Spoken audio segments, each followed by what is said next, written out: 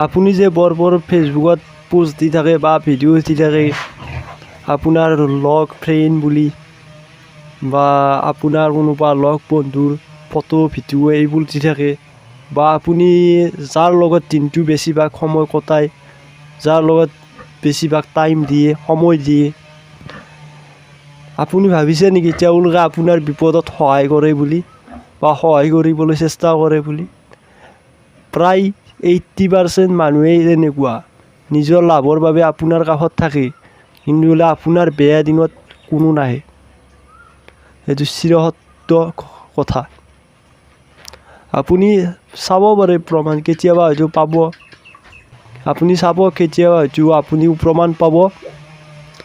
হয়তো কেতিয়াবা ভগৱানে নকৰক কেতিয়াবা যদি আপোনাৰ মেডিকেল ইমাৰ্জেঞ্চি হয় বা কোনোবা ঘৰৰ মানুহক মেডিকেলত নিব লগা হয় বা মেডিকেলত থাকে, তেতিয়া আপুনি নিশ্চয় গম পাব তেতিয়া আপোনাৰ বেয়া দিনত কোনে আপোনাক সহায় কৰে বা আপোনাক সহায় কৰিবলৈ আহে।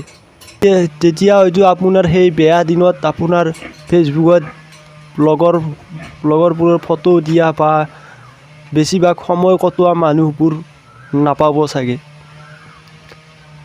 মই যিমানবোৰ পাইছোঁ তেনেকুৱাই নিজৰ লাভৰ বাবে থাকে, কিন্তু আপোনাৰ বিপদৰ সময়ত কোনো নাহে। প্ৰায় 80% মানুহে তেনেকুৱা।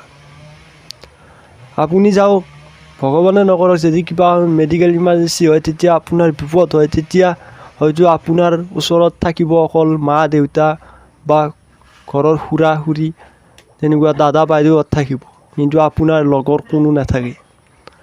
যিবোৰক আপুনি দিনটোৰ প্ৰায় বেছিভাগ সময় দি দিয়ে, তেওঁলোকে কিন্তু আপোনাক সহায় কৰিব নাহে। ৰিয়েলত থাকিব আপোনাৰ মা দেউতা, তাৰপিছত ভাইটি ভণ্টি, ঘৰৰ মানুহখিনি আৰু। গতিকে আপুনিও দিনটোৰ বেছিভাগ সময় যিহেতু বাহিৰতে থাকে বা কিবা কাম বনত থাকে, 1 ঘণ্টাকৈ হ'লেও ঘৰত সময় দিবলৈ চেষ্টা কৰিব। সদায় 1 ঘণ্টাকৈ হ'লেও ঘৰত সময় দিবলৈ চেষ্টা কৰিব, মা দেউতাৰ কাষত থাকিব। আজিলৈ এইখিনিয়ে, ধন্যবাদ। জয় শ্ৰীৰাম।